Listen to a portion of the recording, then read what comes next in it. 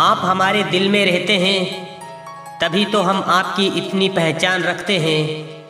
हमसे पहले कोई विश ना कर दे आपको, हमसे पहले कोई विश ना कर दे आपको, इसलिए सबसे पहले नया साल विश करते हैं। कुछ इस तरह से नए साल की शुरुआत होगी, चाहत अपनों की सबके साथ होगी, ना फिर गम की कोई बात होगी, क्योंकि नए साल में खुशियों की बरसात होगी। नए साल की शुभकामनाएं। गुल ने गुलशन से गुलफाम भेजा है, सितारों ने आसमान से सलाम भेजा है।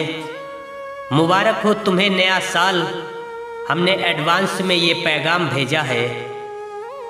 शेर कभी छुपकर शिकार नहीं करते, बूझदिल कभी छुपकर वार नहीं करते, और हम हैं वो जो हैप्पी न्यू ईयर के लिए जनवरी का इंतजार नहीं करते।